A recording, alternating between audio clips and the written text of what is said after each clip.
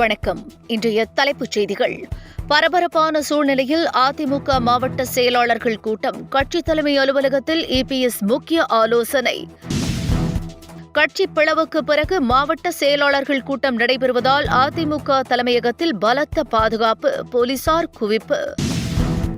பேருந்து ஓட்டுநர்கள் பயணத்தின் போது செல்போனை பயன்படுத்தக்கூடாது, தமிழக அரசு உத்தரவு. அடுத்த தேர்தலிலும் தனித்தே போட்டி, சீமான் அதிரடி அறிவிப்பு. இளையராஜா குறித்து சர்ச்சை வசனம், மன்னிப்பு கேட்டது கருப்பு படக்குழு. இனி விரிவான செய்திகள். பரபரப்பான அரசியல் சூழலில் அதிமுக மாவட்ட செயலாளர்களுடன் இபிஎஸ் இன்று ஆலோசனை நடத்தினார். நடந்து முடிந்த சட்டப்பேரவைத் தேர்தலில் அதிமுக பெரும் பின்னடைவை சந்தித்தது. எதிர்க்கட்சி அந்தஸ்தையும் கூட இழந்தது. அது மட்டுமல்லாமல் அக்கட்சி 3ஆம் இடத்திற்கு தள்ளப்பட்டது. இந்த சூழலில் எஸ்பி வேலுமணி தலைமையில் 22 எம்எல்ஏக்கள் தாவேக அரசுக்கு ஆதரவாக வாக்களித்தனர். இதனால் அதிமுக பிளவுபட்டது. இந்த நிலையில் சி.வி. சண்முகம், சிஎஸ்பி வேலுமணி உள்ளிட்ட 20க்கும் மேற்பட்ட மாவட்ட செயலாளர்கள் பதவியில் இருந்து இபிஎஸ் நீக்கினார். இந்த பரபரப்பான சூழலில் அதிமுக மாவட்ட செயலாளர்களுடன் இபிஎஸ் ஆலோசனை நடத்தினார். அதிமுக மாவட்ட செயலாளர்கள் கூட்டம் சென்னையில் கிரீன்வே சாலையில் உள்ள தனது இல்லத்தில் நடைபெறும் என்று இபிஎஸ் அறிவித்திருந்தார். ஆனால் சென்னை ராயப்பேட்டையில் உள்ள அதிமுக அலுவலகத்தில் அந்த கூட்டம் நடைபெற்றது. முன்னதாக கட்சி அலுவலகத்திற்கு வந்திருந்த இபிஎஸ் எம்ஜிஆர், ஜெயலலிதா சிலைகளுக்கு மாலை அணிவித்து மரியாதை செலுத்தினார். இதில் சி.வி. சண்முகம், எஸ்பி வேலுமணி உள்ளிட்டோரும் கட்சி அலுவலகத்திற்கு வந்ததாக கூறப்படுகிறது. இதனால் அங்கு பலத்த போலீஸ் பாதுகாப்பு போடப்பட்டிருந்தது. அதிமுக மாவட்ட செயலாளருடன் இபிஎஸ் இன்று ஆலோசனை நடத்திய நிலையில் கட்சியின் அவைத்தலைவர் தமிழ்மகன் உசேன் இபிஎஸ்க்கு தனது ஆதரவை தெரிவித்துள்ளார். அதிமுக பிளவுபட்டு நிற்கும் வேளையில் செயற்குழு, பொதுக்குழு என்று அடுத்தடுத்த நிகழ்வுகள் அரசியல் களத்தில் காத்திருக்கின்றன. இந்த நிலையில் அதிமுகவில் அதிக அதிகாரம் கொண்ட அவைத்தலைவர் தமிழ்மகன் உசேனுக்கே பொதுக்குழு, செயற்குழு கூட்டம் அதிகாரம் உள்ளது. இந்த நிலையில் அவர் இன்று தனது ஆதரவை இபிஎஸ்க்கு தெரிவித்திருக்கிறார். சேலத்தை சேர்ந்த தொழிலதிபர் வின்ஸ்டார் சிவகுமாரை அமைச்சர் செங்கோட்டையன் தாவேகாவில் இணைத்தது பெரும் சர்ச்சையை ஏற்படுத்தியுள்ளது.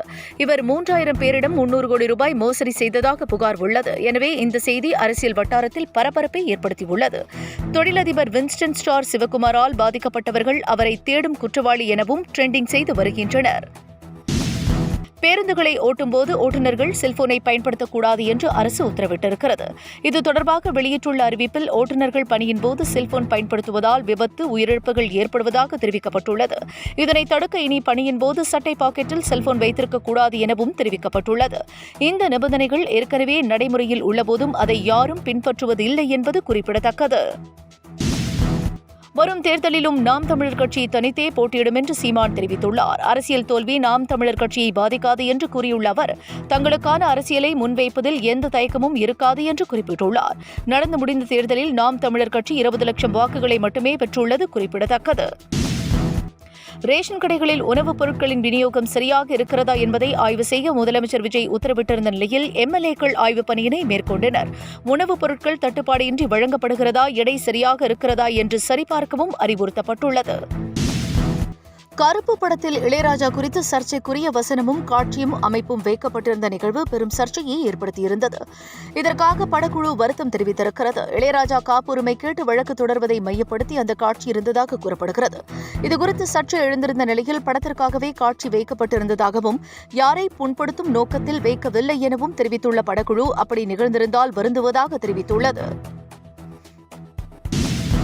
தங்கத்தின் விலை இன்று மீண்டும் உயர்ந்தது. சென்னையில் 1 சவரன் ஆபரண தங்கத்தின் விலை 960 ரூபாய் உயர்ந்து 1,18,960 ரூபாய்க்கு விற்பனையானது. 1 கிராம் தங்கம் 120 ரூபாய் உயர்ந்து 14,870 ரூபாய்க்கு விற்பனை செய்யப்படுகிறது.